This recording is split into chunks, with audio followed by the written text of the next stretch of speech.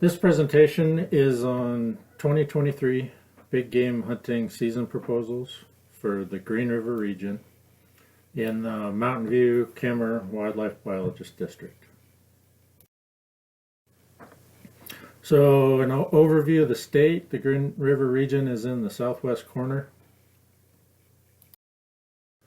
and the Mountain View Kemmerer Wildlife Biologist District is in the western part of the Green River region. And my name is Jeff Short. I'm the wildlife biologist for this district.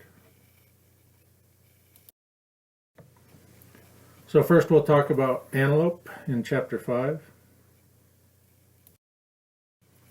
The Uinta Cedar Mountain antelope herd is hunt areas 95 and 99, and it's all this country south of Interstate 80.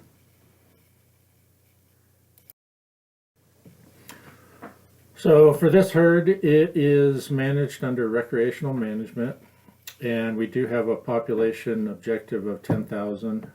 We're below that population objective, but we are meeting the recreational management buck-doe ratio objective. One thing about this herd is it does have a history of damage issues on private irrigated lands. So we do offer type 7 licenses in this herd to address those antelope causing problems on irrigated land. Other than that, we don't offer very much doe harvest due to the low productivity of this herd. So the proposal for type 7 in 95 is to increase that slightly to put some more pressure on antelope causing damage in that hunt area. But in 99 to reduce those type 7s as we've addressed some of those issues. So I mentioned before that our buck-doe ratios are within the recreational management objective. They're at the top end at 57, 60 is the uppermost end of that. The fawn ratios are quite poor at 41 per 100, and ultimately that's what's limiting growth of this antelope herd, is the low productivity dry areas that most of these antelope live in. One thing that's not considered in this particular proposal is the 2022-23 winter conditions are currently pretty severe, and we will have to evaluate those conditions through the month and how we feel they're going to affect antelope survival, and most likely have to make some reductions in license quotas as we get more information. So the next herd is the Carter Lease antelope herd. This is made up of hunt areas 94, 98, and 100.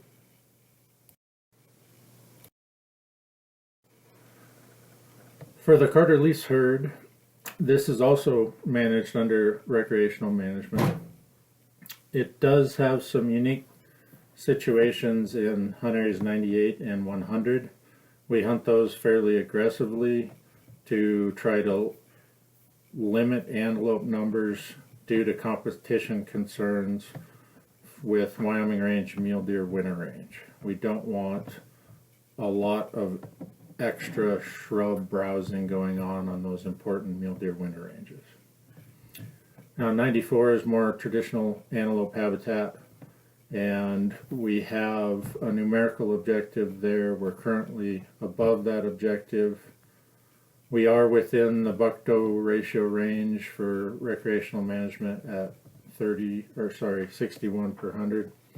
And our fawn ratios are fairly decent at 63 per 100. This is more productive antelope habitat than the herd to the south. But as with the Uinta herd, we have not taken into account the severe winter conditions of 22-23, and we will evaluate that through this month and likely be making some changes in the form of reduction of some of these license quotas.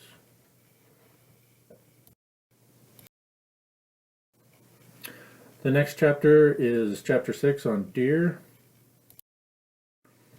So the Uinta deer herd is made up of hunt areas 132, 133, and 168. This herd is managed under recreational management, and due to impacts of 3 really tough winters that we had over the time period from 2016 to 2020, this herd unit is well below our objective. We did have 2 mild winters in the last 2 winters that we had, which was really good for the deer herd. We had good survival, good productivity. The deer herd was really bouncing back well. And we had very good buck-doe ratio of 30 per 100. That's the highest we've had since 2016, and actually above objective for recreational management. We also had the highest fawn-doe ratio we've had since 2005 with 67 per 100. So things were looking really, really good. Unfortunately, the 2022-23 winter is very severe, and we're expecting to see significant mule deer mortality, especially on fawns. We do have a couple of changes here in the proposals. One is to change the 4-point seasons to a 3-point season. This is mostly to standardize the use of APRs in western Wyoming and make everything match up with a 3-point restriction. This type of season is very conservative. 11-day season is really short, and due to the way the calendar sits this year, October 1st is a Sunday. We will not have 2 full weekends of hunting. You'll have 2 Sundays and 1 Saturday. So it's a very conservative season. This type of hunting really has no impact on the deer herd and allows for maximum growth. The big limiting factor is whether the deer can survive the winters, and we have good productivity in the summers. So there's nothing you can really do with season setting to change what these winters are affecting on the deer herd. We also have a very, very low non-resident Region K quota of 250 in this herd. So the next herd is the Wyoming range, and in the Green River region we manage the southern portion, and that is hunt areas 134 and 135. The northern portion, 143, 144, and 145, is managed by the Pinedale and Jackson regions. If you're interested in those proposals, you can go watch their proposal videos on this website as well. But for the 134 and 135 portion, as a whole, this herd is under special management, and we've had some of the same problems with winter severity in this southern part of the herd that the Uinta herd has seen with those 3 bad winters from 2016 to 2020. It was not as bad in 2 of those winters on the northern portion as we got down here, but our population is below objective. Once again, those 2 mild winters we had the last couple years were really good. Buck-doe ratios in the 134, 135 were the highest that they've been since 2016 at 33 per 100. And fawn ratios were really good at 67 per 100. That's the best we've had since 2014. But again, 2022-23 winter conditions are quite severe. We are going to lose fawns and adults out of this winter severity. Once again, we're going to change one of these 4-point restrictions to a 3-point restriction to try to standardize the APR. And again, the same season dates. It will only provide 1 Saturday of hunting, 2 Sundays, with the opener being on Sunday, October 1st.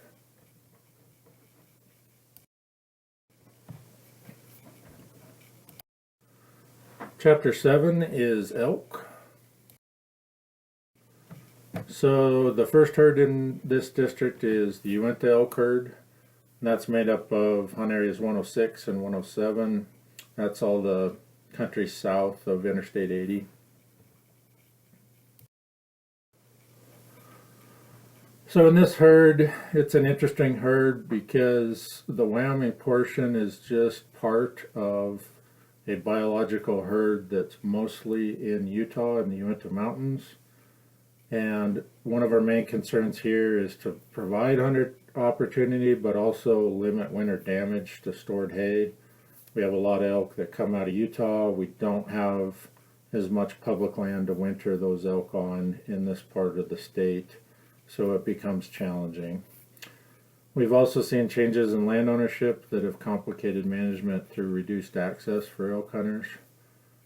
And elk harvest is mostly dictated by weather conditions. If we get good snow, it brings elk out of Utah, but it's also dictated by access. So just a couple of proposed changes here in Type 4 licenses. Just some minor increases since we have been talking to some landowners and have some new access opportunities coming available. The next elk herd is the West Green River elk herd. That's made up of hunt areas 102, 103, 104, and 105. Town of Kemmerer right here. The interstate's down here. So it's the south end of the Wyoming range.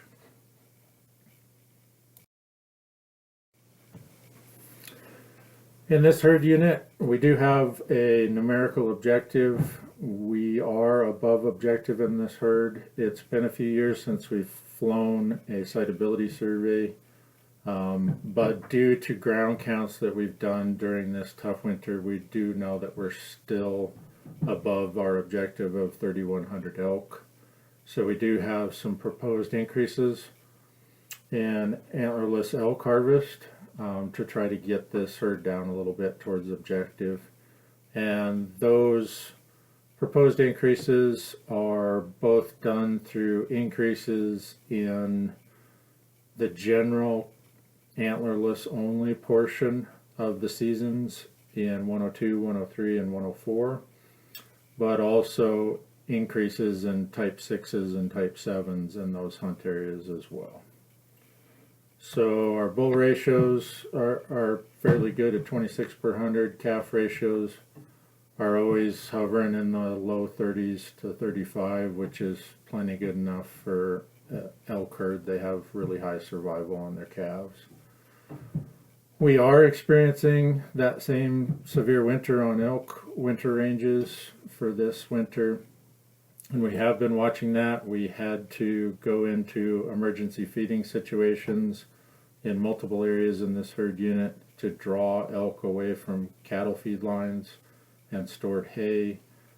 We will probably get some mortality, but elk in general do fairly well on tough winters.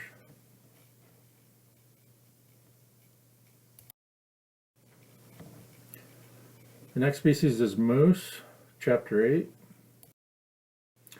So the Uinta moose herd is areas 27, 35, and 44, all of those south of the interstate here.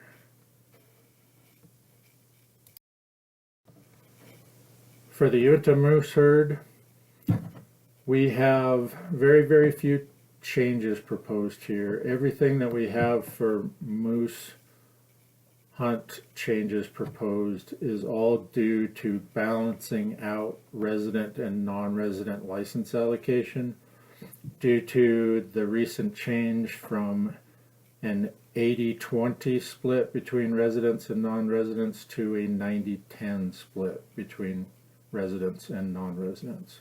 So everything in the red is just trying to balance out those across hunt areas. So in this herd, population trends and harvest data are really showing us that we have a fairly stable population. We don't have a population objective, just a limited opportunity objective that's based on hunter harvest information, including age of harvest and effort to harvest. And though we're meeting objective in those criteria, we have been seeing tough conditions on moose as well, but moose tend to fare really well in tough winters. They just move down further in their winter range. We'll be monitoring that as well, but don't foresee big impacts to moose herds due to this tough winter. And just to mention, Area 44 is not included in this table because it is hunted in conjunction with Hunt Area 33, which is in the Lincoln moose herd. So here we've got the Lincoln moose herd, which is Hunt Areas 26, 33, 36, and 40. And in this herd, we do have a numerical population objective. We try to fly this every 2 to 3 years.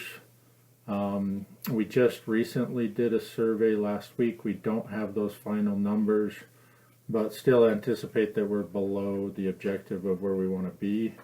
So we have very, very limited antlerless harvest. The few antlerless licenses that we have are only available on private irrigated lands, and that's to manage landowner complaints on damage to hay and fences and problem moose that they have in their yards. So very, very few cow licenses, a total of 10 for the entire herd unit. And again, on this moose herd, all the changes proposed here are just to balance out the new resident to non-resident ratio of 90 to 10. And once again, the winter's been tough, but we've just mostly seen moose moving further down willow bottoms to avoid snow. We've got a little higher densities on some of those lower winter ranges, but they still appear to be in fairly good shape and not seeing much for mortality.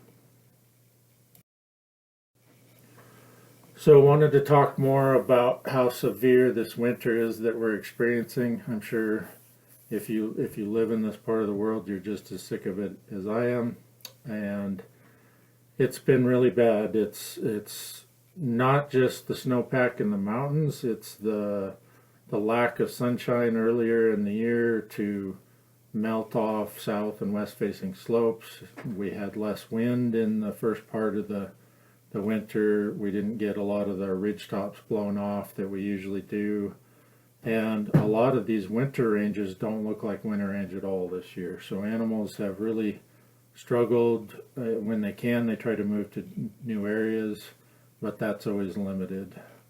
This map kind of gives you a feel for how bad it is, with 141% of the snow water equivalent compared to the 20-year period from 91, or sorry, 30-year period from 91 to 2020.